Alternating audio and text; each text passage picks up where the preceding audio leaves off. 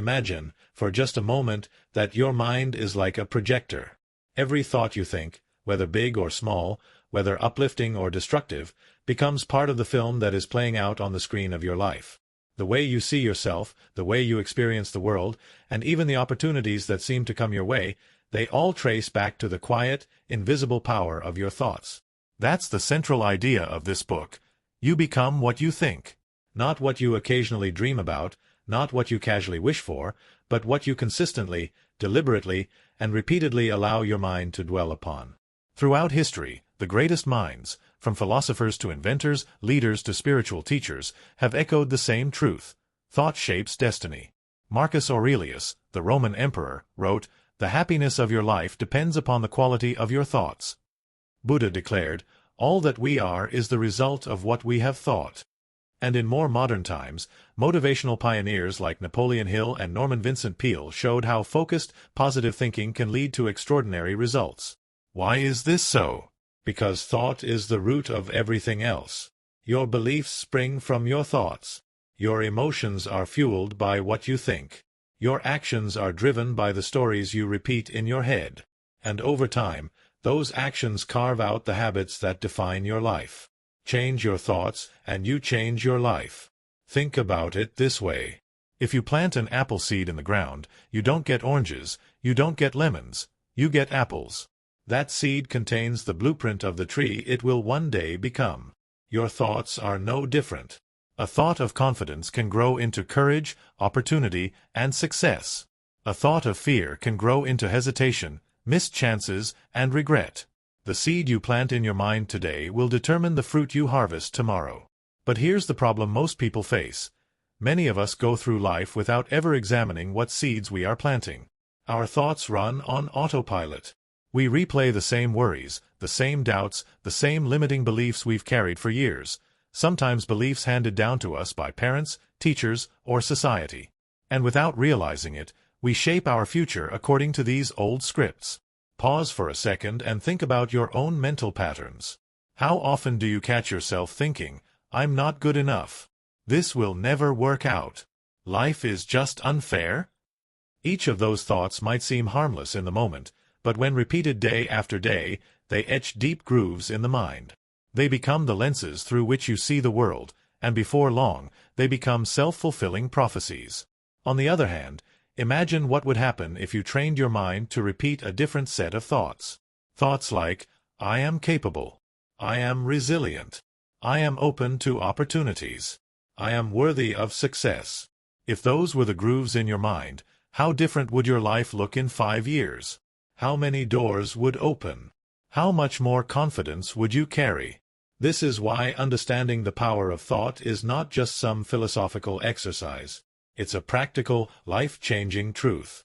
Your thoughts are the steering wheel of your destiny. Let me share a story that illustrates this. In the early 1900s, a young man named Edwin C. Barnes had one burning desire: to work alongside the great inventor Thomas Edison. Now, Barnes didn't have money, education, or connections. By all logic, the idea seemed impossible. But Barnes held one unwavering thought in his mind: "I will work with Edison." He repeated it, visualized it, believed in it. That thought directed his actions. He took a train to Edison's office, walked in, and boldly asked for an opportunity.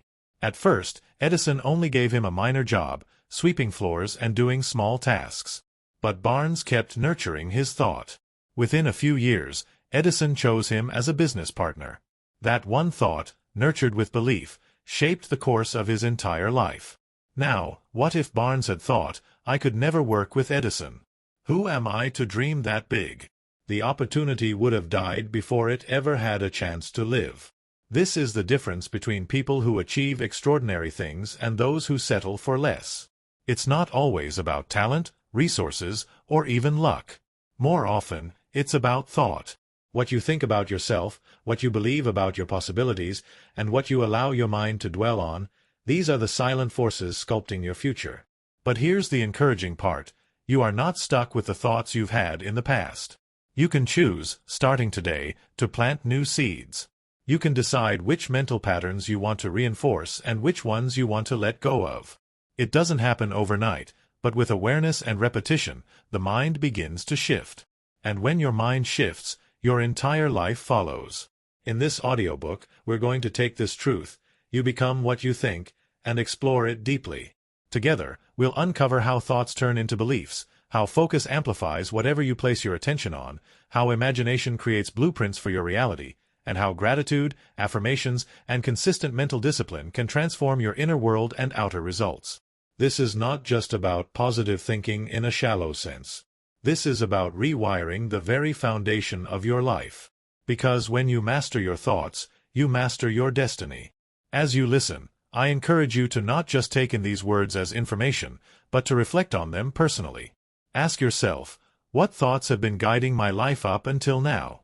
Are they serving me, or are they limiting me? And what new thoughts can I choose, starting today, to create the future I desire? Remember, you don't need to change everything at once. One new empowering thought, repeated consistently, can begin to shift your entire life. Just as one seed can grow into a mighty tree, one thought can transform your destiny. So, as we begin this journey together, keep this truth at the front of your mind. Your thoughts are powerful. They are not random, meaningless sparks of energy. They are the architects of your reality. Choose them wisely, and you choose a better future. This is the power of thought. And this is where our journey begins. Chapter 1. The Mind as a Garden, Planting Seeds of Thought. Picture this. You walk into a beautiful garden. The air is filled with the scent of blooming flowers, the colors are vibrant, and everywhere you look, life is flourishing. Now imagine stepping into another garden, one that's been neglected. Weeds cover the ground, thorns block the path, and the soil is dry and lifeless. Both gardens started the same way, with soil waiting to be planted. The difference is not the soil, but the seeds that were planted and the care they received. Your mind works the same way. It is fertile ground, always ready to grow whatever you plant in it. Every thought you think is a seed. Whether that thought is one of confidence, hope, and abundance, or doubt, fear, and negativity, it takes root in the soil of your mind. Over time, those seeds grow into beliefs, habits, and results. This is why it's so important to become intentional about what you plant. Because here's the truth, the garden of your mind doesn't take a day off. It's always growing something. If you don't plant good seeds, weeds will grow by default. Think of the weeds as the negative influences around you. Constant bad news, discouraging voices, your own self-doubt. If you allow those seeds to scatter and take root, they can quickly overrun the garden. But when you consciously plant seeds of faith, resilience, gratitude, and vision, your mental garden becomes a place of strength and inspiration. Let's break this down further. The power of intention. Most people don't think about their thoughts. They let their minds run wild, never realizing that every thought is a seed. But the most successful, fulfilled people understand that their thoughts must be chosen with intention. Think about a farmer. A farmer doesn't wake up in the morning, toss random seeds into the dirt, and hope something useful grows. No, he selects his seeds carefully. If he wants wheat, he plants wheat. If he wants corn, he plants corn. He knows exactly what kind of harvest he's aiming for. Why then do we treat our own minds with less care than a farmer treats his field? If you want success, you can't keep planting seeds of failure. If you want love, you can't keep planting seeds of resentment. If you want peace, you can't keep planting seeds of worry. Your harvest will always reflect the seeds you plant. Planting seeds of positivity. So, what does it mean to plant seeds of positivity? It means choosing thoughts that align with the life you want to create. Let's say you want more confidence. A seed of confidence might be a thought like, I am capable of learning and growing. Plant that thought, repeat it, nurture it, and over time it will grow into a strong belief. If you want financial success, a seed might be, opportunities to create wealth are all around me, and I am prepared to seize them. Nurture that thought daily, and it will begin to shape your mindset, your habits, and your decisions in powerful ways. The key is not to think it once, but to think it often. Just like a seed needs water and sunlight to grow, your positive thoughts need repetition and attention. Over time, they grow into unshakable truths in your mind. The danger of neglect. Of course, just as good seeds can grow into beautiful harvests, neglected gardens can be overtaken by weeds. And the weeds of the mind, negative thoughts, don't need much encouragement to grow. Maybe you've experienced this. You have one small doubt, and before you know it, that doubt has spread into fear, hesitation, and procrastination. Or you hear one negative comment, and suddenly your mind replays it over and over, magnifying it until it overshadows everything else. This is why neglecting your mental garden is so dangerous. You can't just leave it unattended and expect it to thrive. If you're not actively planting positive seeds, weeds will creep in and take over. Guarding the gate of the mind. So how do you protect your garden from weeds? By guarding the gate of your mind. Pay attention to what you allow in, what you read, what you watch, the conversations you engage in, and even the self-talk you repeat to yourself.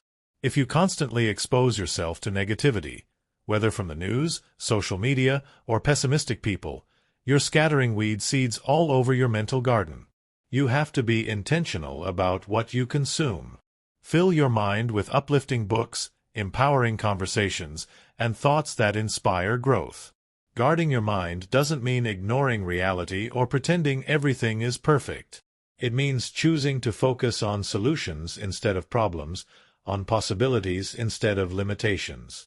Nurturing your seeds. Once you've planted good seeds, your work isn't done. Just like a farmer waters his crops and pulls out weeds, you must nurture your thoughts daily. This is where practices like journaling, affirmations, and gratitude come into play. Affirmations are like water for your seeds. When you repeat positive statements about yourself and your future, you're reinforcing the growth of those seeds. Gratitude is like sunlight. When you focus on what's already good in your life, you create the conditions for more good to grow. And self-reflection is like pruning, removing the old, limiting beliefs that no longer serve you, making room for stronger, healthier growth. A story of two gardens. Let me share a simple illustration. Imagine two friends, John and David. John wakes up every day and lets his mind wander unchecked. He worries about the future, complains about his job, and criticizes himself whenever he makes a mistake. Without realizing it, he is planting weeds daily, seeds of fear, doubt, and negativity. Over time, John begins to feel stuck, unmotivated, and unhappy. His garden is overrun. David, on the other hand, chooses to start his mornings differently. He writes down 3 things he's grateful for, repeats affirmations of confidence and purpose, and spends time reading inspiring material.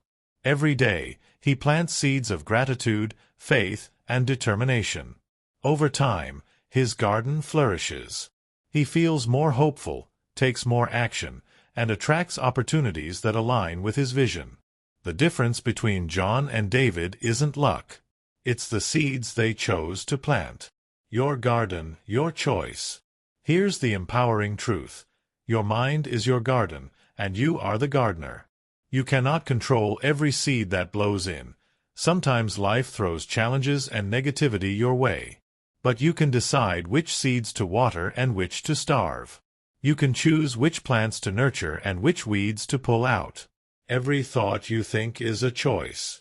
Every belief you reinforce is a seed you either cultivate or neglect. And over time, your choices shape your destiny. As we close this chapter, I want you to reflect on this question. What seeds am I planting in my mind today? Are they seeds of courage, love, and abundance? Or are they seeds of fear, resentment, and limitation? Remember, your life tomorrow is the harvest of the thoughts you plant today. Be intentional. Plant wisely. Nurture consistently. Because the garden of your mind will grow, whether you tend it or not. The choice is yours. This is the beginning of transformation. Recognizing that your mind is a garden, and you hold the power to decide what grows there. Chapter 2: Belief Systems. The foundation of who you become. Imagine for a moment that your thoughts are bricks. Every single day, you lay down one brick after another. Over time, those bricks form walls, and the walls form a house. That house becomes the place where you live, your reality. This is exactly how belief systems work. A belief is simply a thought you've repeated enough times that it becomes solid, fixed, and unquestioned. One thought by itself may not change much, but when it is repeated, reinforced, and supported by emotion, it becomes part of the very foundation on which your life is built. Your beliefs shape how you see the world, how you see yourself, and how you interpret everything that happens around you. They are the invisible architecture of your reality. The power of belief. Take a simple example. Two people face the same challenge. One believes, "I can figure this out." The other believes, "I'm not smart enough to handle this." The difference between them isn't the challenge, it's their belief. One person's belief drives them toward problem-solving and persistence, while the other's belief stops them before they even try. That's the power of belief. It can either propel you forward or hold you back. It can open doors or close them. And here's the crucial point. Whether your belief is empowering or limiting, your mind will find evidence to prove it right. If you believe you're capable, your brain looks for ways to confirm that belief. You notice opportunities, you see solutions, you attract support. If you believe you're destined to fail, your brain also confirms that belief.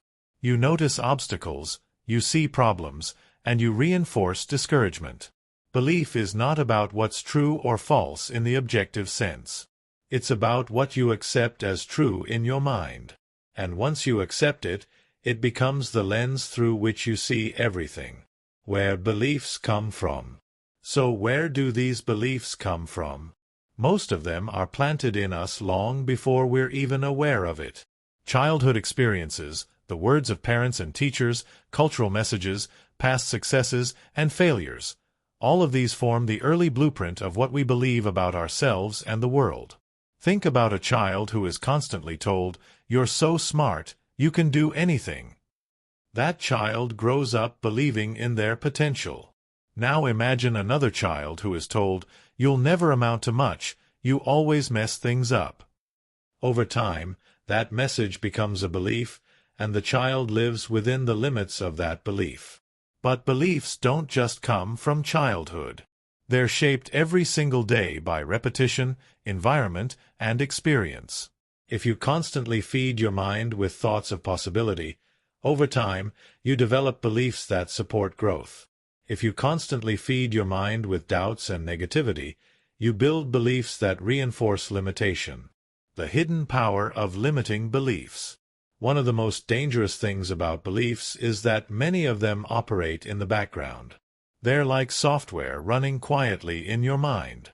You may not even realize they're there, but they're controlling your behavior. For example, maybe deep down you believe, "I don't deserve success." On the surface, you might set goals and work hard, but underneath, that belief quietly sabotages your progress. Or maybe you believe, "People can't be trusted." Without realizing it, you push others away, damaging relationships that could have been sources of love or opportunity. Limiting beliefs act like invisible fences. Even when the gate is wide open, you don't walk through it, because the belief convinces you that you can't. Rewriting your belief system. Here's the good news. Beliefs are not permanent. They are not carved into stone. They can be questioned, challenged, and rewritten. And when you rewrite a belief, you rewrite your future. The first step is awareness. Begin to notice the beliefs you carry. Pay attention to the words you use when you talk to yourself. Do you say things like, "I always mess things up"? "I'll never be able to"? "That's just not for people like me"? Those phrases are clues. They reveal the beliefs you've been living by. The second step is questioning. Ask yourself, is this belief absolutely true? Where did I get it from? Does it serve me, or does it limit me? You may realize that many of your beliefs were never really yours to begin with. They were borrowed from someone else's fear or limitation. The third step is replacement. It's not enough to tear down an old belief. You must replace it with a new, empowering one. If your old belief was, "I'm not good enough," replace it with, "I am capable of learning and growing." If your old belief was, "Money is evil," replace it with, "Money is a tool I can use to create positive change." Reinforce the new belief through repetition, affirmation, and aligned action. Over time, just as the old belief became solid through repetition, the new belief will take root and become the foundation of your life. Belief in action. Let me give you a real-life example. In 1954, Roger Bannister broke the 4-minute mile barrier, a feat that experts had declared impossible for years. Doctors said the human body simply wasn't capable of running a mile in under 4 minutes. For decades, that belief held everyone back. But Bannister believed differently. He trained with the conviction that he could do it. And when he finally achieved it, something remarkable happened. Within just a few years, dozens of other runners also broke the 4-minute mile. What changed? The belief. Once runners saw it was possible, the invisible barrier dissolved. This story reminds us that so many of the limits we accept are not limits at all. They are beliefs waiting to be challenged. Building beliefs that serve you. So, how do you build a belief system that empowers you instead of limiting you? Here are 3 practices to begin with. Affirmations and visualization. Repeating positive statements and visualizing your desired outcome reinforces belief at the subconscious level. When you see it in your mind, you begin to accept it as possible. Evidence gathering. Look for proof that supports your new beliefs. If you want to believe you're capable, write down past experiences where you overcame challenges. Build a case for yourself. Aligned action. Take small steps that reflect your new belief. If you believe you're confident, act confident in small situations. If you believe you're capable of success, start working on small projects that prove it to yourself. Each action reinforces the belief, the foundation of who you become. At the end of the day, your beliefs are the foundation of who you are becoming. If you want to change your life, you must first change your beliefs. Because you can never rise higher than the ceiling of your own mind.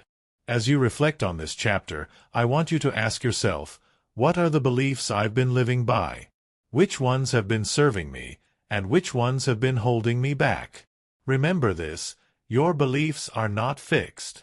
You have the power to choose them, to shape them, and to rebuild them. And when you do, you create a foundation strong enough to support the life you truly want to live. Your thoughts plant the seeds. Your beliefs become the roots. Together, they determine the fruit you will harvest. Guard them, nurture them, and most of all, choose them wisely. Because what you believe today is the foundation of who you will become tomorrow. Chapter 3. The Law of Focus. What you dwell on expands. Have you ever noticed that when you buy a new car, suddenly you start seeing that same model everywhere on the road? Or when you learn a new word, you begin hearing it in conversations, books, and movies all the time. The reason for this isn't that those cars or words suddenly multiplied overnight. They were always there, you just hadn't been focusing on them. This is the law of focus. Whatever you dwell on, you notice more of.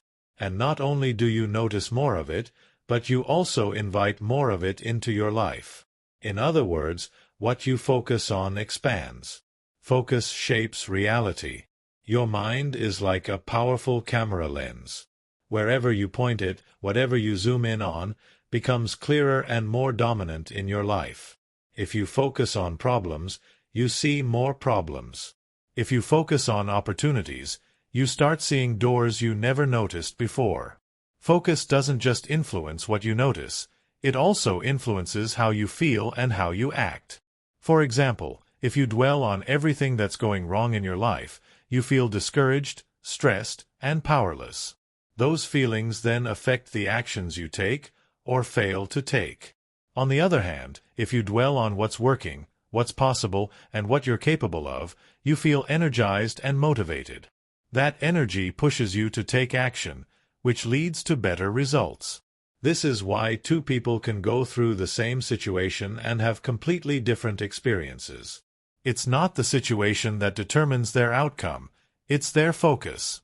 The reticular activating system. There's actually a part of your brain designed for this very process. It's called the reticular activating system, or RAS. Think of it as the brain's filter. Out of the millions of bits of information around you every second, your RAS decides what's important enough to bring to your attention. And what determines what's important? Your focus. If you're constantly thinking about debt, your RAS highlights every bill, every expense, every financial stress. But if you're constantly focusing on opportunities for income, your RAS begins to notice potential clients, new ideas, and possibilities that others overlook.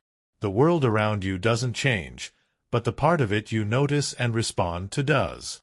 The negative cycle of focus. The danger comes when we allow our focus to get stuck on what we don't want. Imagine someone constantly saying, "I don't want to fail. I don't want to be rejected. I don't want to be unhappy." What's the common word here? Fail. Rejected. Unhappy. Even though this person is trying to avoid those outcomes, their focus is locked onto them. And because focus expands, they often end up attracting more of what they're trying to escape. It's like staring at the pothole in the road while driving. You end up steering right into it. This is why it's so important not just to know what you don't want, but to deliberately focus on what you do want. Choosing the right focus. So how do you take control of your focus? By being intentional. Instead of letting your mind drift toward worries, fears, and complaints, choose to dwell on possibilities, solutions, and strengths. Here's a simple example. Let's say you're working on a big project and you hit an obstacle. You could focus on the problem and think, "This is too hard. I'll never figure this out." Or you could shift your focus to the solution and think, "This is a challenge, but there must be a way through. What's the first step I can take?" The first focus creates stress and paralysis. The second focus creates energy and progress. Same situation, completely different outcome, simply because of where you put your attention. Stories of focus in action. Think about the life of Thomas Edison. When he was inventing the light bulb, he failed thousands of times before finding the right design. If his focus had been on failure, he would have given up early. But his focus was on discovery. He famously said, "I have not failed. I've just found 10,000 ways that won't work." That focus on progress, rather than failure, allowed him to keep moving until he changed the world. Or consider athletes preparing for the Olympics. They don't focus on the possibility of losing. They focus on their training, their strengths, their vision of crossing the finish line. Their focus becomes a mental rehearsal for success. Your life works the same way. Whatever you feed your attention to grows stronger. Practical ways to train your focus. Training your focus is like training a muscle. The more you practice, the stronger it gets. Here are some practical ways to strengthen the muscle of focus. Daily gratitude practice. Each morning, write down 3 things you're grateful for. This shifts your focus from what's missing to what's abundant. Gratitude expands what you appreciate. Ask empowering questions. Instead of asking, "Why does this always happen to me?" ask, "What can I learn from this? What's the opportunity here?" Your focus follows your questions. Visualize your goals. Spend a few minutes each day imagining your goals as already accomplished. See them clearly, feel the emotions, and let your mind dwell on the outcome you desire. Limit negativity. Be mindful of the conversations, media, and environments you immerse yourself in. If they constantly pull your focus toward fear, doubt, or scarcity, create boundaries and protect your attention. Mindfulness and presence. Practice being fully present in the moment. When your thoughts wander to worry or distraction, gently bring them back.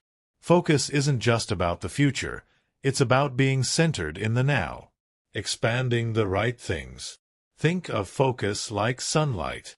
Scattered rays don't have much power, but when sunlight is focused through a magnifying glass, it can start a fire. Your mind works the same way. Scattered focus produces scattered results. Focused attention produces powerful results. So, ask yourself, what am I expanding in my life? If you're constantly focusing on stress, you're expanding stress. If you're focusing on opportunities, you're expanding opportunities. This doesn't mean ignoring problems or pretending challenges don't exist. It means acknowledging them without dwelling on them. Recognize the issue, then shift your focus toward solutions, possibilities, and actions. A personal reflection. Take a moment now and reflect. In the last week, where has most of your focus been? Has it been on what's going wrong or on what's going right? Has it been on problems or on solutions?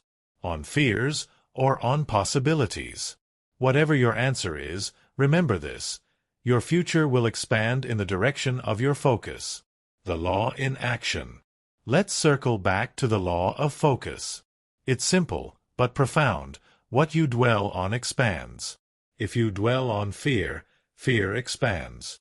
If you dwell on faith, faith expands. If you dwell on problems, they grow bigger in your mind. If you dwell on solutions, your capacity to solve them expands. Every day, you are holding the magnifying glass of your mind. The question is, where are you pointing it? Closing thoughts. Focus is not just about productivity. It's about creation. You are creating your life, moment by moment, by what you choose to dwell on. So as you move forward, guard your attention. Be deliberate about where you place it. Use it to expand the things you want more of: gratitude, opportunity, growth, love, and possibility. Because the truth is, your focus determines your future. And what you choose to dwell on today will expand into the reality you live tomorrow. Chapter 4. Imagination, the blueprint of reality. Close your eyes for a moment and think about the device you're using right now. Your phone, your computer, the chair you're sitting on, even the house or building around you. Before any of these things became real, they first existed in someone's imagination. A thought, a mental picture, a vision. That's the power of imagination. It's the workshop of the mind, the place where every invention, every masterpiece, and every success story begins. Imagination is not fantasy. It's the blueprint of reality. Imagination precedes creation. Albert Einstein once said, "Imagination is everything. It is the preview of life's coming attractions." He understood that imagination isn't just about daydreaming. It's about designing. Before something can exist in the physical world, it has to exist in the mental world. Think of an architect.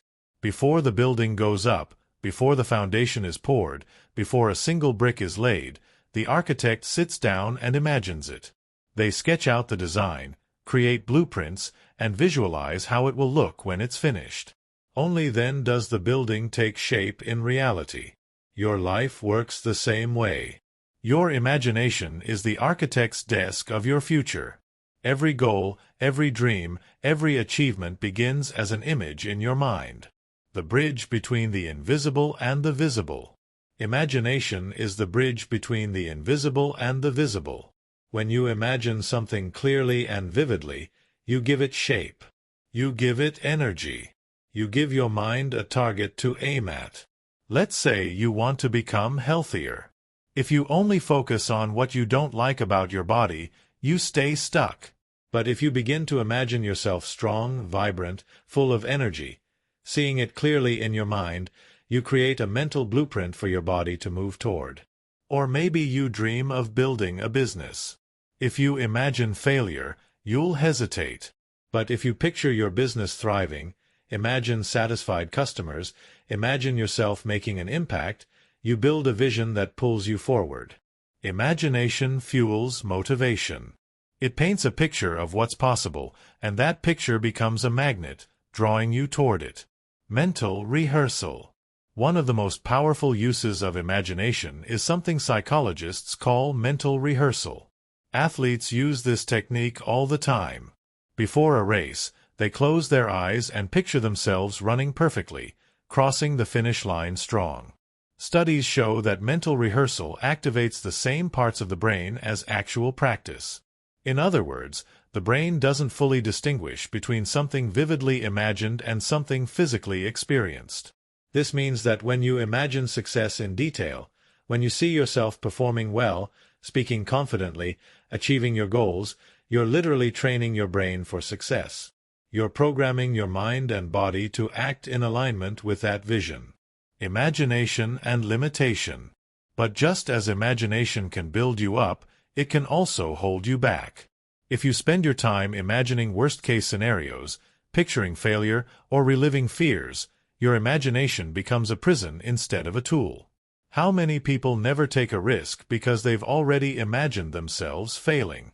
How many opportunities are lost because someone imagined embarrassment or rejection instead of possibility? The truth is, your imagination is always working. The question is, what blueprint are you drawing?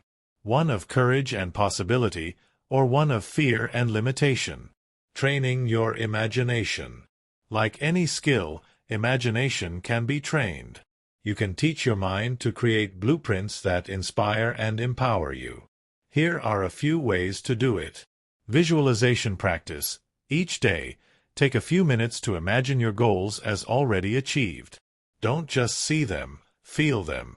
Imagine the emotions, the environment, the details. Make it as real as possible in your mind. Vision boards. Collect images, words, and symbols that represent your dreams. Place them where you'll see them often. A vision board keeps your imagination engaged with your goals. Creative play. Allow yourself to dream without judgment. Write down wild ideas. Sketch, journal, brainstorm. The more you exercise your imagination, the stronger it becomes. Replace negative imagery. When your mind starts playing a negative movie, failure, rejection, loss, pause and deliberately replace it with a positive one. Direct your imagination toward the outcome you want, not the one you fear. The power of childlike imagination. Think back to when you were a child. Imagination came naturally then. You could turn a cardboard box into a rocket ship, a stick into a sword, or your backyard into an entire kingdom. As children, we live in possibility.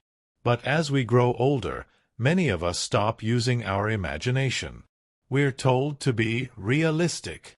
We're taught to focus only on what is, not what could be. And while practicality has its place, losing touch with imagination is losing touch with one of the most powerful tools you have. The most successful people in history, innovators, artists, leaders, never stopped imagining. Steve Jobs imagined technology that could fit in your pocket.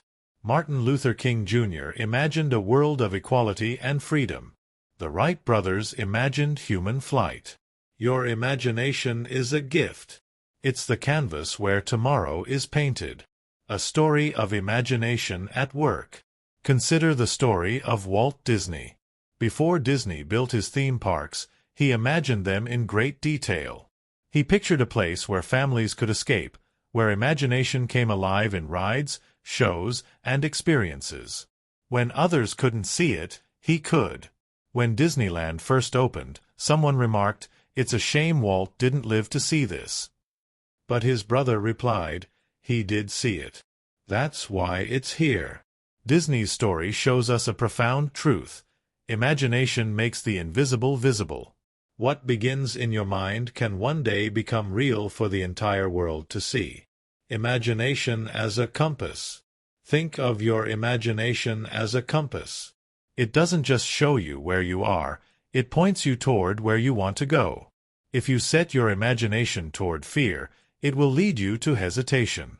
If you set it toward vision, it will lead you to possibility. This is why it's so important to guard your imagination. Don't let it be hijacked by negativity or worst-case thinking.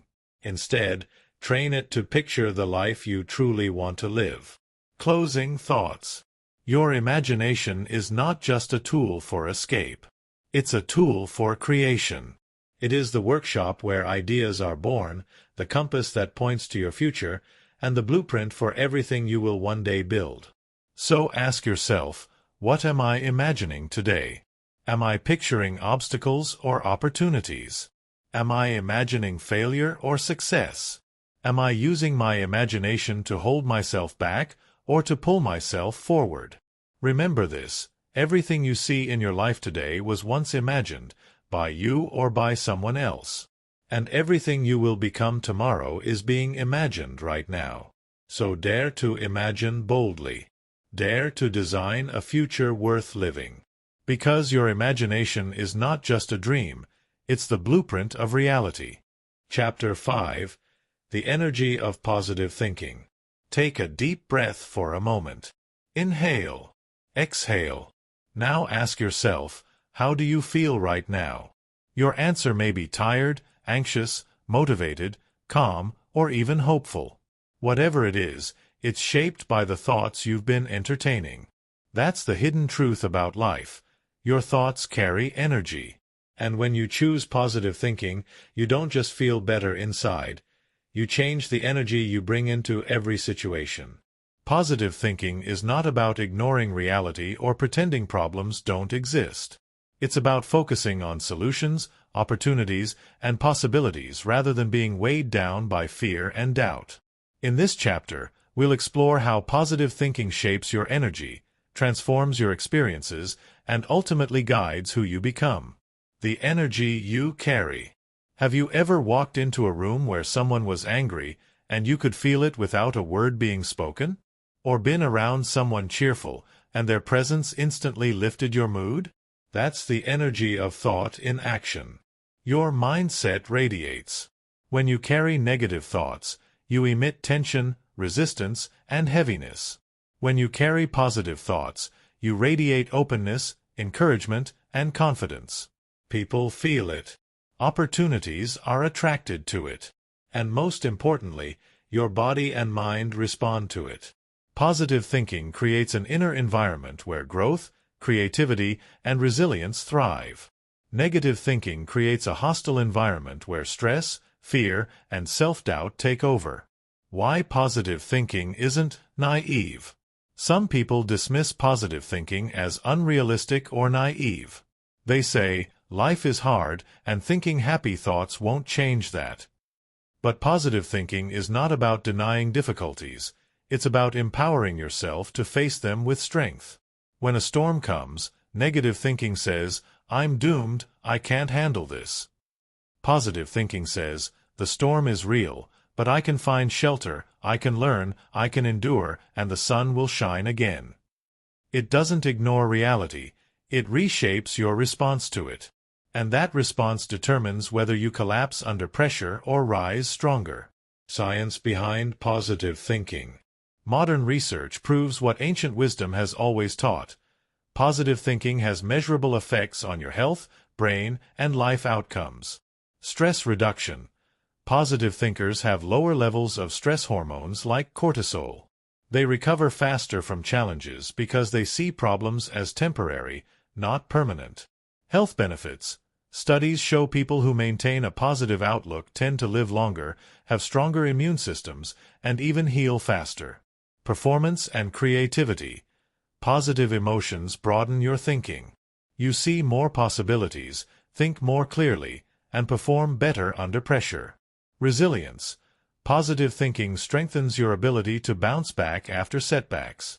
Instead of being paralyzed by failure, you see it as feedback. This is not magic. It's biology.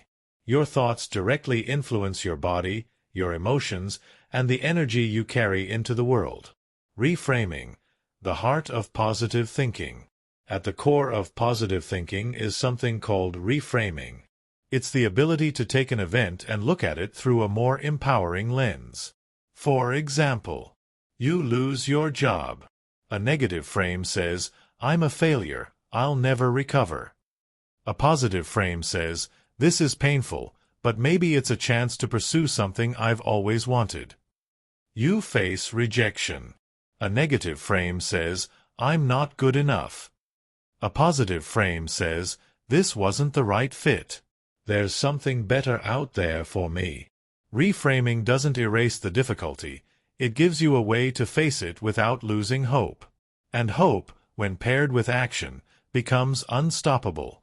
The ripple effect of positive thinking. When you commit to positive thinking, the effects ripple outward in ways you can't always see. On your relationships, people are drawn to those who uplift them. A positive thinker becomes a source of encouragement and inspiration. Friendships deepen. Opportunities open. On your work, positive thinkers approach challenges with solutions instead of complaints. Leaders notice. Teams thrive. Success follows. On your daily life, even small acts like smiling more often, expressing gratitude, or finding joy in ordinary moments create momentum. One positive thought leads to another, and soon you find yourself living in a different atmosphere. Positive thinking multiplies. It doesn't just stay inside you, it spreads to everyone and everything around you. Training your mind for positivity. If your thoughts shape your energy, how do you train your mind to think positively, especially when negativity seems automatic? Here are practical steps. Awareness. The first step is noticing your thoughts. Pay attention to your inner dialogue. How do you talk to yourself? Do you encourage yourself, or do you criticize constantly? Gratitude practice. Gratitude is the fuel of positive thinking. Each day, name 3 things you're thankful for, no matter how small. Gratitude shifts your focus from what's missing to what's present. Affirmations. Positive statements, repeated with conviction, can rewire your subconscious. Saying, I am capable, I am resilient, or I attract opportunities reminds your mind of your potential. Surround yourself with positivity. The people, media, and environments you expose yourself to shape your thoughts. Choose wisely. Focus on solutions. When a problem arises, train yourself to ask, what can I do? Instead of dwelling on, why me? Solutions-oriented thinking is the hallmark of positivity. Story. The athlete who refused to quit. Consider the story of Bethany Hamilton, the surfer who lost her arm in a shark attack at just 13 years old. By all accounts, she could have given up. But her positive mindset drove her to return to surfing just weeks later. She didn't deny her loss. She didn't pretend it was easy. But she chose to focus on what she could still do instead of what she had lost. That energy carried her not only back into the ocean but into international competitions, where she became one of the most inspiring athletes of her generation. Her story shows us that positive thinking is not about ignoring reality. It's about refusing to be defeated by it. Positive thinking and identity. Your thoughts don't just influence your emotions, they shape your identity. If you repeatedly think, I am unlucky, I am weak, I am hopeless, you start to live that out. But if you consistently think, I am resourceful, I am resilient, I am capable, you grow into that identity. This is the energy of positive thinking. It changes not only how you face the world but who you become in the process. Closing thoughts. Positive thinking is not wishful daydreaming. It's an energy, a force, a decision to focus on what empowers you instead of what defeats you. It's about training your mind to see possibilities where others see problems. It's about radiating hope in a world that often feels heavy. And it's about creating a momentum in your life that attracts opportunities, deepens relationships, and strengthens your spirit. So ask yourself right now, what energy am I carrying? Am I walking into each day weighed down by negativity, or am I choosing to radiate positivity, hope, and confidence? Remember this, your thoughts create your energy, and your energy creates your reality. Choose positivity, and you choose a life of strength, resilience, and possibility. Chapter 6, Self-Talk. the silent shaper of identity. If you could record every thought that passes through your mind in a single day, what would you hear? Would the voice in your head be cheering you on, reminding you of your strength and potential? Or would it sound more like a critic, judging, doubting, and tearing you down? That voice, your self-talk, is more powerful than most people realize. It's the private conversation you carry with yourself every waking moment. No one else hears it, but it quietly shapes your confidence, your decisions, your habits, and ultimately, your identity. In this chapter, we'll explore how self-talk silently sculpts who you become, how to recognize destructive patterns, and most importantly, how to transform your inner dialogue into a powerful ally on your journey of growth. The invisible voice. Every one of us has an inner narrator. It's the voice that comments when you look in the mirror. It's the voice that whispers before you take a risk. It's the voice that either encourages you to keep going or convinces you to quit. The fascinating part is that most of us don't consciously choose what this voice says. It's shaped by our past experiences, upbringing, culture, and even the opinions of others. If you grew up being told you were capable, that voice often reflects belief and courage. If you were criticized, doubted, or compared, that voice may echo insecurity and fear. But here's the good news. Self-talk is not fixed. You can retrain it. And when you do, you don't just change your thoughts, you change your identity. The power of labels. Self-talk often comes in the form of labels we give ourselves. I'm not good at math. I'm too shy. I always mess things up. At first, these sound harmless. But over time, they act like scripts we unconsciously follow. If you repeatedly tell yourself you're bad at something, you're far less likely to try. If you believe you're just not the type to succeed, you stop looking for opportunities. On the other hand, positive self-talk can unlock potential.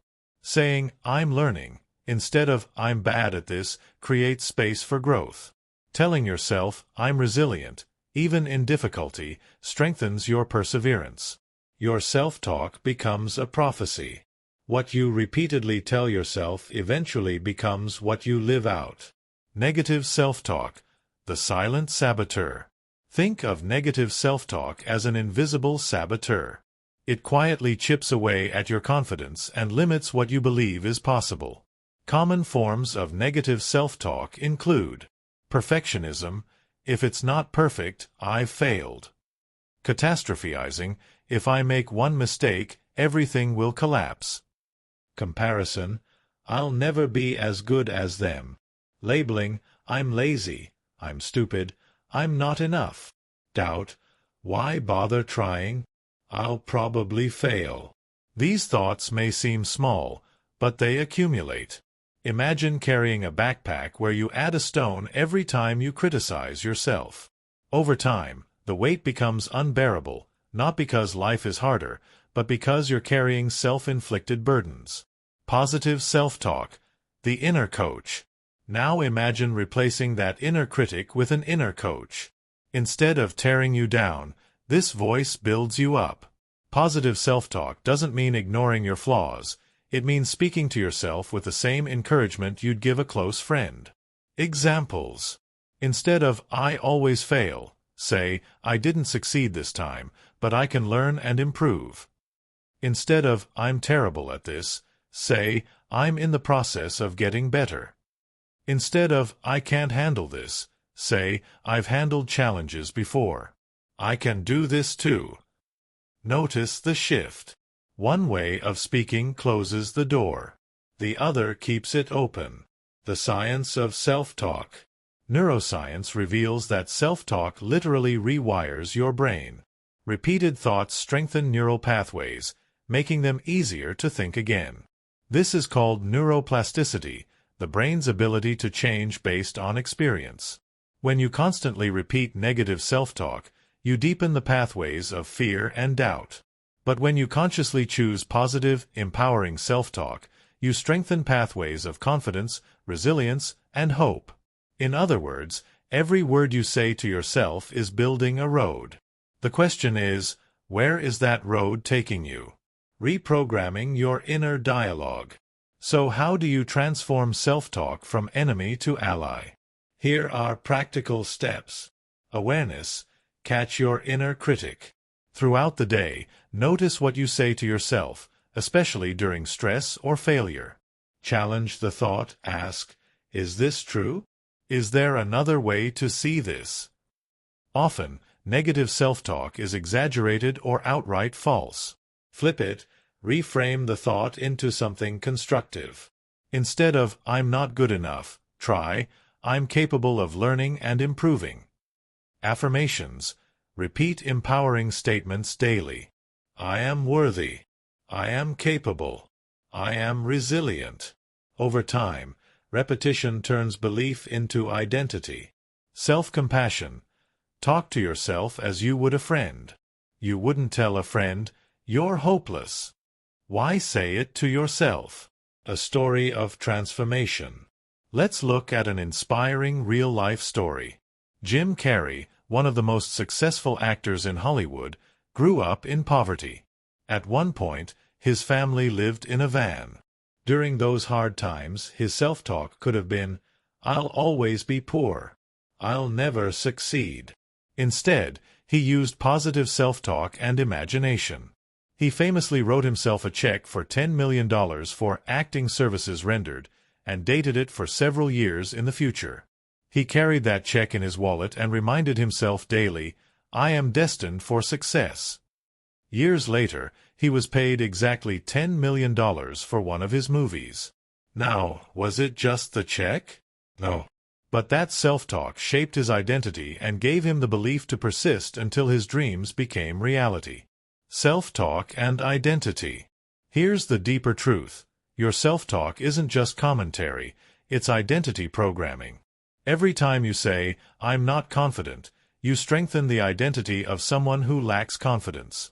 Every time you say, I'm disciplined, I follow through, you strengthen the identity of someone who takes action. The words you tell yourself become the beliefs you hold, and the beliefs you hold become the person you are. So ask yourself, what kind of identity are you building with your words? Closing thoughts. Self-talk may be silent, but it's not powerless. In fact, it's one of the most powerful forces shaping your life. If you want to transform your identity, start by transforming your inner dialogue. Stop letting the critic dictate your path. Replace it with the coach, the encourager, the voice that calls out your potential. Remember this. The most important conversation you'll ever have is the one you have with yourself. Make it a conversation that builds, not one that destroys. Because at the end of the day, you truly do become what you think. And what you think is profoundly shaped by the words you tell yourself, moment by moment, day after day. Chapter 7. Visualization. Seeing it before you live it. Close your eyes for a moment and imagine your ideal future. Picture yourself living in the home you've always wanted, working in the career you love, surrounded by people who uplift and inspire you. Feel the sense of accomplishment, the joy, the freedom. Now here's the remarkable part. The brain struggles to distinguish between something vividly imagined and something experienced in reality. To your mind, imagination can feel just as real as lived experience. That's why visualization is such a powerful tool. It allows you to live your success before it happens, priming your mind and body to turn imagination into reality. In this chapter, we'll explore how visualization works, why it's so effective, and how you can use it to create the life you want. The science behind visualization. Visualization isn't wishful thinking, it's grounded in neuroscience. When you vividly imagine yourself performing an action, your brain activates many of the same regions it would if you were physically doing it. For example, when athletes visualize themselves running, shooting a basket, or lifting weights, the motor cortex in their brain lights up, just as if they were performing the action. In fact, studies show that athletes who use visualization often perform better than those who rely only on physical training. This happens because visualization strengthens the brain's neural pathways. By repeatedly imagining success, you practice it mentally, building confidence and programming your mind to expect achievement. Why visualization works? Visualization works because the mind and body are deeply connected. Your thoughts influence your emotions, and your emotions influence your actions. When you repeatedly visualize a positive outcome, you increase confidence. Seeing yourself succeed makes success feel familiar. You start to believe it's possible. Activate the reticular activating system, RAS. This part of the brain filters information, helping you notice opportunities aligned with your vision. Strengthen motivation. When your mind is clear on the goal, your actions naturally follow. Reduce anxiety. By mentally rehearsing challenges, you feel more prepared to handle them in real life. Simply put, visualization creates a mental blueprint that guides your behavior toward your desired future. The blueprint of champions. Consider the story of Michael Phelps, the most decorated Olympian of all time. Long before he won gold medals, he practiced visualization daily. He would lie in bed at night and imagine himself swimming the perfect race, stroke by stroke, turn by turn, even down to the feeling of water on his skin. He visualized not just victory, but also what could go wrong, like his goggles filling with water, and how he would calmly respond. In the 2008 Olympics, that exact scenario happened. His goggles flooded mid-race, but he had rehearsed it so many times in his mind that he swam flawlessly, breaking a world record and winning gold. That is the power of visualization. It doesn't just prepare you for success, it prepares you for challenges too. Seeing is becoming. Visualization isn't about fantasy, it's about belief. When you consistently picture yourself achieving your goals, you train your subconscious to see yourself as the kind of person who does those things. For example, if you visualize yourself as a confident speaker, you begin to act like one. If you see yourself as financially disciplined, you start making choices that reflect that identity. If you imagine yourself living a healthy lifestyle, you're more likely to follow through with exercise and nutrition. Visualization helps bridge the gap between where you are and where you want to be. It allows you to live in your future identity until it becomes your present reality. How to practice visualization. Here's a simple method you can start today. Find a quiet space. Sit or lie down where you won't be distracted. Close your eyes. Relax and breathe. Calm your mind with deep, slow breaths. Create a vivid picture. Imagine your desired outcome in detail. Where are you? What do you see, hear, smell, and feel? Engage all your senses. Feel the emotions. Don't just see the vision. Feel it. Experience the joy, pride, and excitement as if it's happening right now. Rehearse regularly. Spend 5 to 10 minutes a day visualizing. The more often you do it, the stronger the neural pathways become. Take action. Visualization is powerful, but it must be paired with consistent effort. Your mind sets the direction, but your actions drive the journey. Mistakes to avoid. Visualization can be misused if approached incorrectly. Here are common pitfalls to avoid. Passive dreaming. Simply daydreaming without action leads to frustration. Visualization should inspire action, not replace it. Vague goals. A blurry picture leads to a blurry result. Be specific about what you want to see. Focusing on obstacles only. While it's useful to prepare for challenges, don't let them dominate your vision. Balance preparation with positive imagery. Remember, visualization is most effective when it creates a clear, positive, emotionally charged picture of success. A practical example. Let's walk through an example. Imagine you have an important job interview coming up. Instead of letting anxiety take over, you can use visualization. Close your eyes and see yourself walking into the room with confidence. Picture the interviewer smiling as you shake hands. Hear your own voice answering questions with clarity and strength. Feel the calmness in your body as you sit tall and speak with assurance. Imagine leaving the room with a sense of accomplishment, knowing you gave your best. Even if the actual interview has unexpected moments, your mind and body will already be primed to respond with confidence. Visualization and the law of attraction.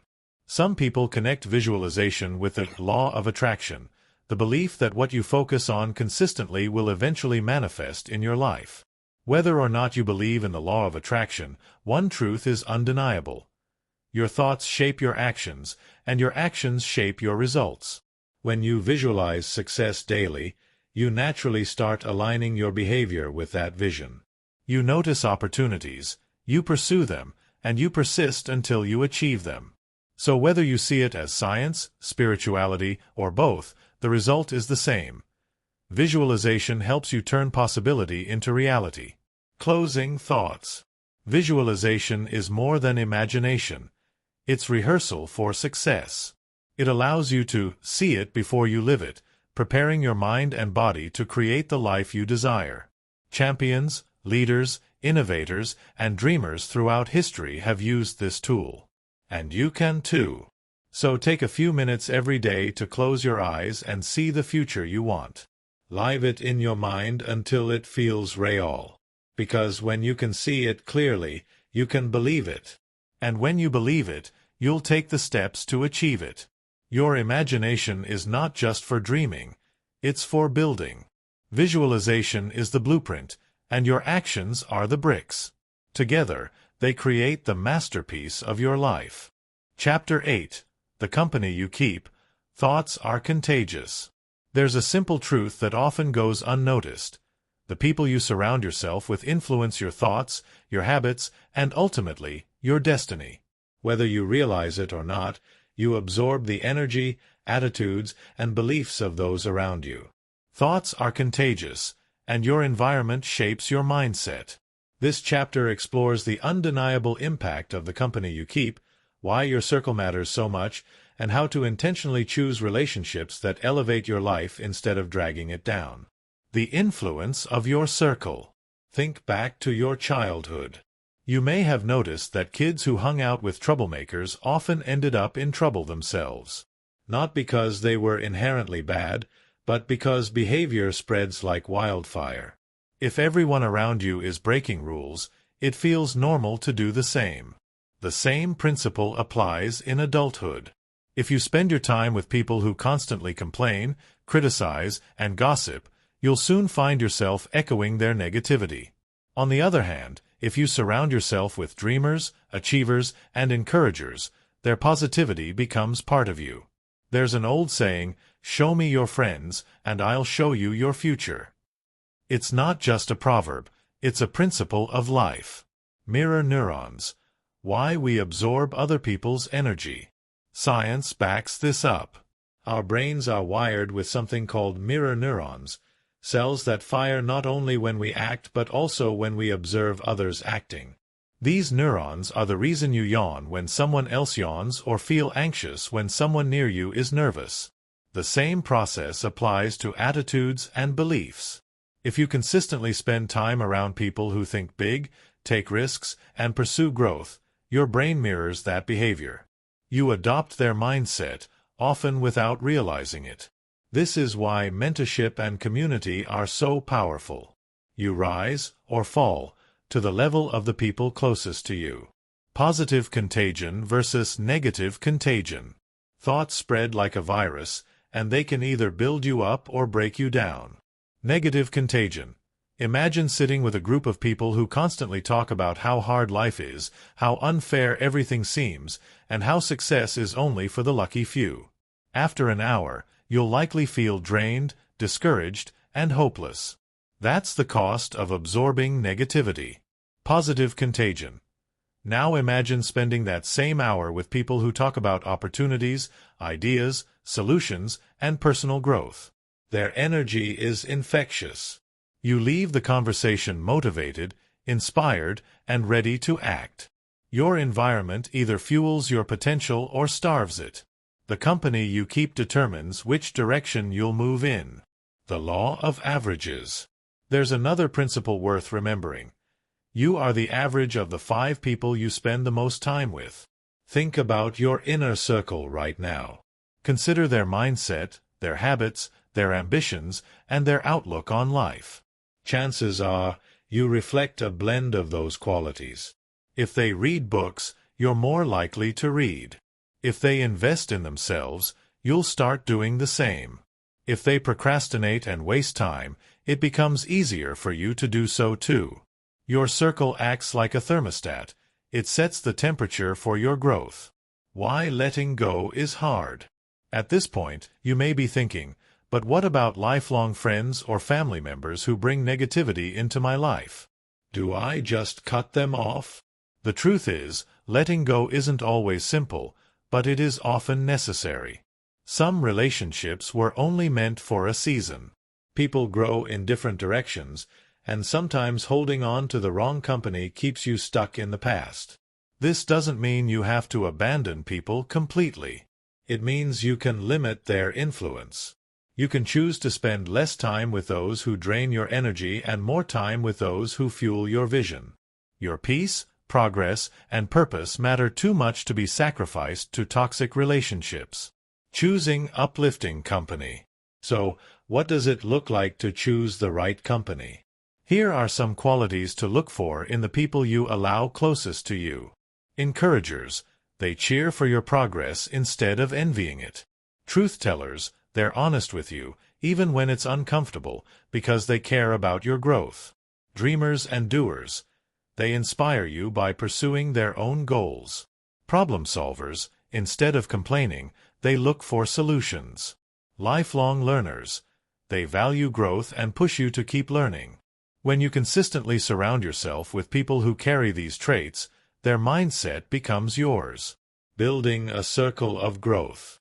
If you feel like your current circle doesn't reflect who you want to become, don't worry. You can intentionally build a new one. Here are practical steps. Seek mentors. Find people ahead of you in life and learn from them. Join communities. Look for groups, clubs, or organizations aligned with your values and goals. Read and listen.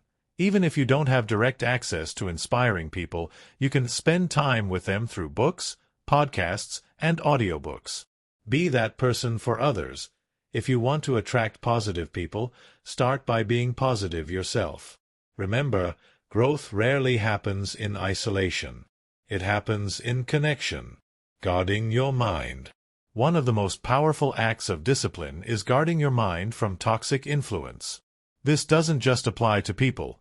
It also applies to media, entertainment, and the content you consume. If your news feed is full of negativity, fear, and gossip, you're feeding your mind poison daily. But if you intentionally fill your mind with inspiring stories, educational resources, and uplifting voices, you strengthen your resilience. Guard your mental space like it's sacred, because it is. The ripple effect. Choosing the right company doesn't just benefit you, it creates a ripple effect. When you grow, your growth inspires others. When you choose positivity, your energy uplifts the people around you. In this way, surrounding yourself with the right people is not selfish, it's an act of service. Because by becoming the best version of yourself, you give others permission to do the same. Closing thoughts. Your thoughts shape your reality, but never forget, the company you keep shapes your thoughts.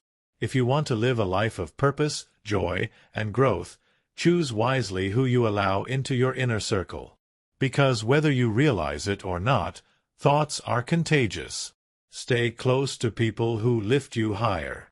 Surround yourself with those who believe in possibility, who challenge you to grow, and who embody the values you admire. And if you can't find that company yet, don't worry. Start by becoming that person yourself. The right people will find their way to you. Your environment is either your prison or your passport. Choose the company that gives you wings, not chains. Because in the end, who you walk with will determine where you arrive. Chapter 9. Gratitude. Training your mind to see abundance. Gratitude is one of the simplest yet most powerful tools for transforming your life.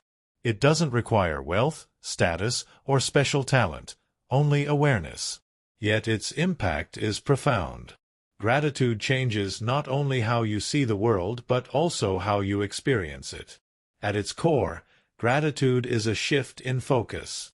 Instead of obsessing over what you lack, it trains your mind to recognize what you already have. Instead of amplifying scarcity, it awakens abundance. And when your thoughts align with abundance, your life begins to reflect it.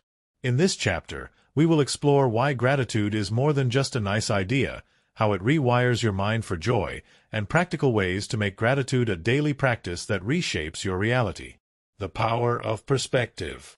Two people can walk through the same day, encounter the same challenges, and yet leave with entirely different experiences.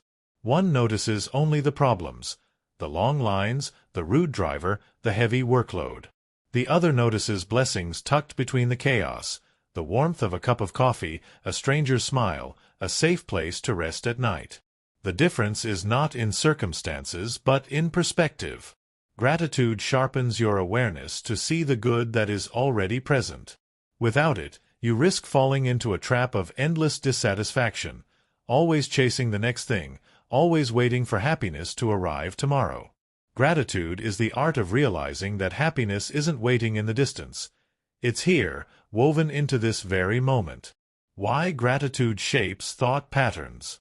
Your mind is like a spotlight. It focuses on whatever you direct it toward. If you fixate on problems, they grow larger in your awareness. If you focus on blessings, they multiply in your perception. Neuroscience confirms this. Practicing gratitude activates the brain's reward centers, releasing dopamine and serotonin, the chemicals of happiness and well-being. Over time, consistent gratitude strengthens these neural pathways, training your mind to default toward optimism. In other words, gratitude is not just a fleeting emotion. It's a mental habit, and habits shape identity. Scarcity versus abundance mindset. Life can be viewed through two lenses, scarcity or abundance. A scarcity mindset focuses on what's missing. It compares, complains, and competes.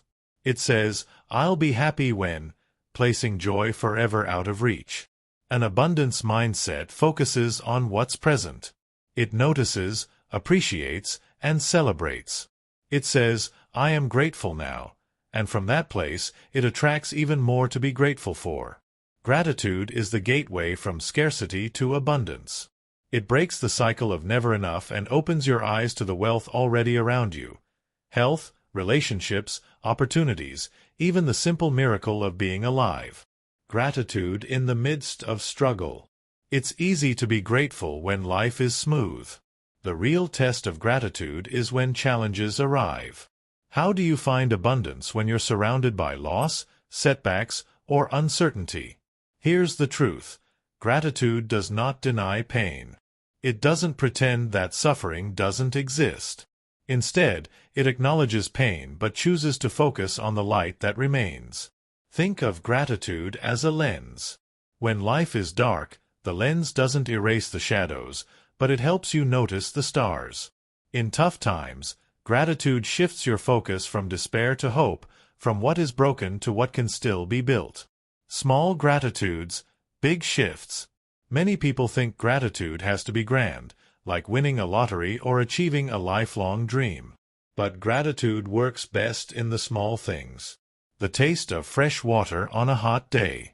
A conversation with someone who truly listens. The quiet peace of morning before the world wakes up. The fact that your heart beats without asking, keeping you alive every second. When you train yourself to see these small blessings, you begin to realize that abundance is not something you wait for. It's something you recognize. Practical ways to practice gratitude. Gratitude grows when it's practiced. Here are a few ways to make it part of your daily rhythm. The Gratitude Journal.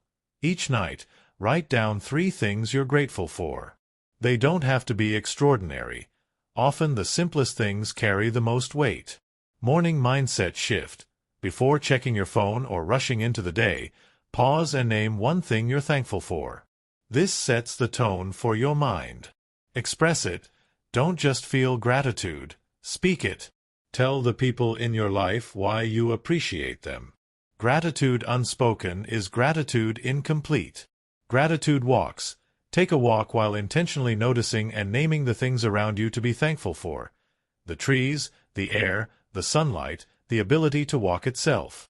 Reframe challenges. When faced with a difficulty, ask, "What is this teaching me? What hidden blessing might this carry?" This doesn't erase hardship, but it keeps you open to growth. The ripple effect of gratitude. Gratitude not only changes you, it changes the atmosphere around you. People who practice gratitude radiate positivity, and others feel it. When you're genuinely grateful, you complain less, encourage more, and inspire those around you. In this way, gratitude is contagious. It shifts conversations, strengthens relationships, and even diffuses conflict.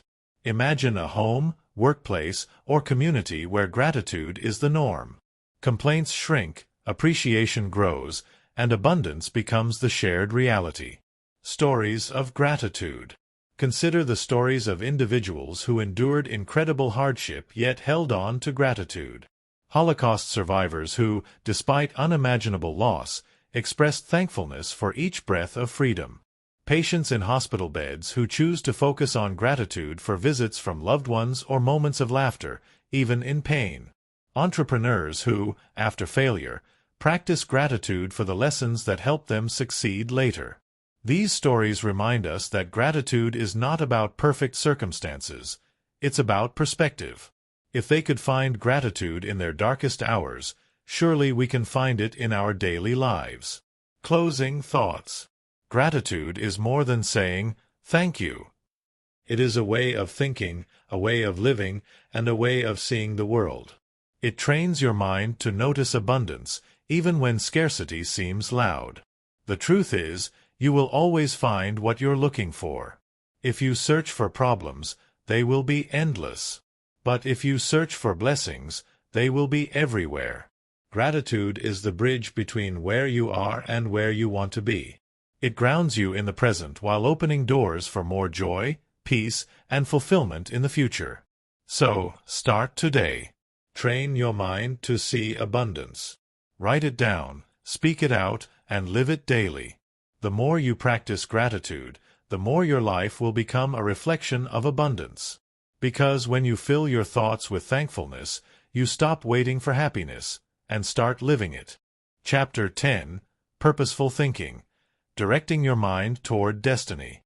All throughout this journey, we've explored the power of thoughts, how they shape beliefs, fuel imagination, influence emotions, and even attract abundance.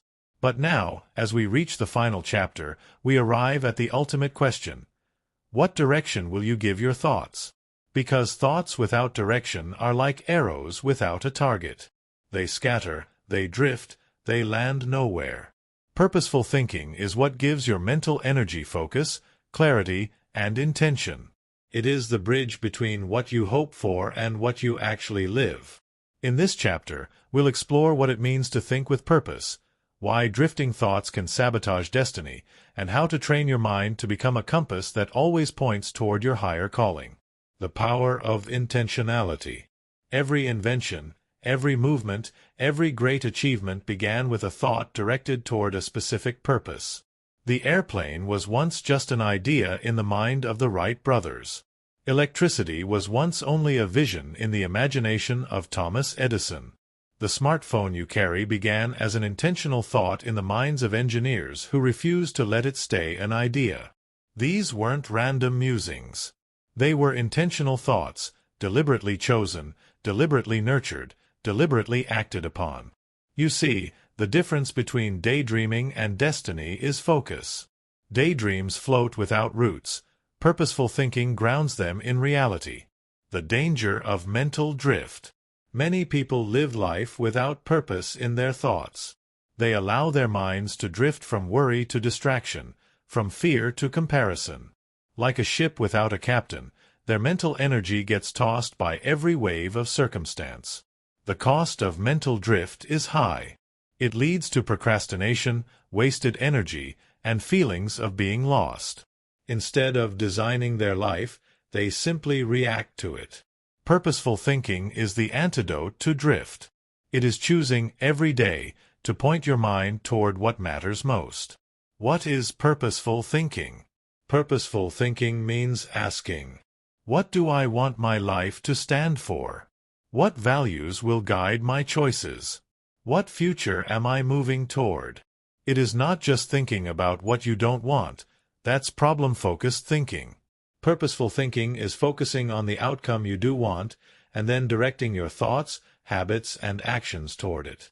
It's the difference between saying, I don't want to be broke, versus, I will build financial stability and freedom. One is fear-based, the other is purpose-driven. The link between purpose and destiny. Your destiny is not determined by chance, it's shaped by choice. And the first choice is where you direct your thoughts. Imagine your mind as soil. Purposeful thinking is planting seeds intentionally, knowing they will grow into your future. Random or negative thinking, however, is like letting weeds take over. Either way, something will grow. The question is, will it be by design or by default? When your thoughts are aligned with a clear sense of purpose, your life gains momentum. Opportunities that once seemed invisible suddenly appear, because your mind is attuned to see them. Challenges that once discouraged you now strengthen you, because your purpose keeps you moving forward. Practical ways to practice purposeful thinking. Clarify your vision.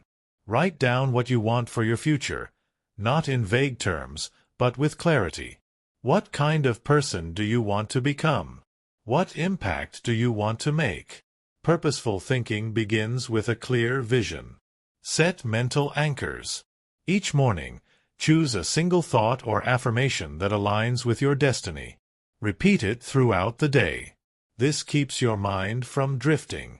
Filter your thoughts. Ask yourself, does this thought move me closer to my purpose or farther from it? If it doesn't serve your destiny, let it go. Use time wisely. Schedule time not just for tasks but for thinking. 10 minutes of intentional reflection daily can prevent years of wandering. Take aligned action. Purposeful thinking is incomplete without purposeful doing. Once your thoughts are aligned, act on them. Action locks thoughts into reality. The role of faith in purposeful thinking. Purposeful thinking requires faith. Because when you aim your thoughts toward your destiny, the path may not always be clear. Obstacles will arise. Doubts will whisper.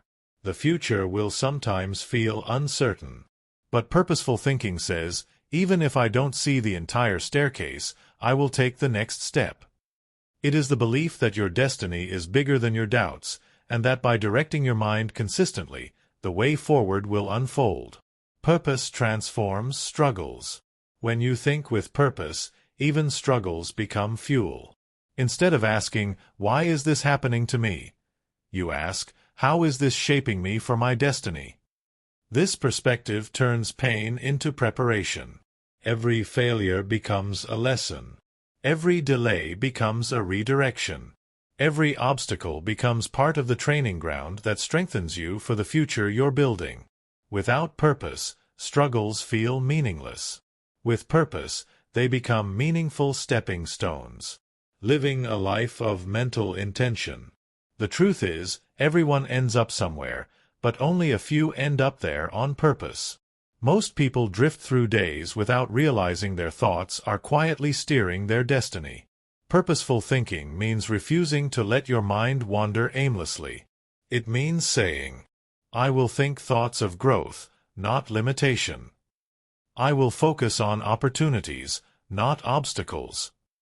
I will direct my energy toward building the life I envision, not feeding the life I fear. This doesn't mean ignoring reality. It means shaping it. It means choosing thoughts that lead you to your highest self.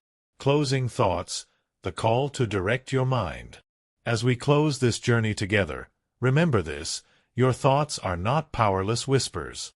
They are commands shaping your future. And when directed with purpose, they become unstoppable. Gratitude, focus, imagination, belief, all the principles we've explored, become most powerful when aligned with a clear purpose. Because purpose transforms scattered energy into focused momentum. So, Choose your thoughts wisely. Direct them toward the life you desire, the values you hold, and the destiny waiting for you. You are not a passenger in life. You are the thinker, the creator, the director of your mind. And when you choose purposeful thinking, you don't just shape your future. You step boldly into your destiny. We've come to the end of this audiobook, but in truth, this is only the beginning of your journey. Across these chapters, we've uncovered a timeless truth. You become what you think. Your thoughts are not background noise. They are the architects of your destiny. They shape your beliefs, guide your focus, fuel your imagination, and ultimately build the life you live. We began by exploring the mind as a garden, where every thought is a seed. We saw how belief systems lay the foundation of who we become. We learned the law of focus, that what you dwell on expands. We explored imagination as the blueprint of reality, and we tapped into the energy of positive thinking. We examined the quiet but powerful force of self-talk, the life-changing practice of visualization, and the influence of the company you keep. We uncovered gratitude as the lens that reveals abundance. And finally, we discovered the power of purposeful thinking, the compass that directs your mind toward your destiny. Together, these lessons form more than principles. They form a way of living. A way of stepping into each day with clarity, strength, and intention. But remember this, knowing is not enough. Transformation happens when you practice. When you catch yourself drifting and choose to refocus. When you silence negative self-talk and replace it with words of strength.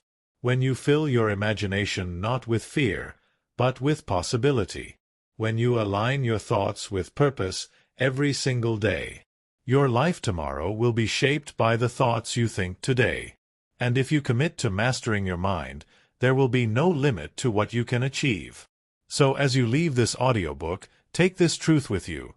You are not defined by your circumstances, but by the thoughts you choose to hold on to. Direct them with intention. Nourish them with belief. Guard them with gratitude. And let them lead you toward the life you were meant to live. Now, if this audiobook has inspired you, if it has given you clarity or shifted your perspective, I invite you to stay connected.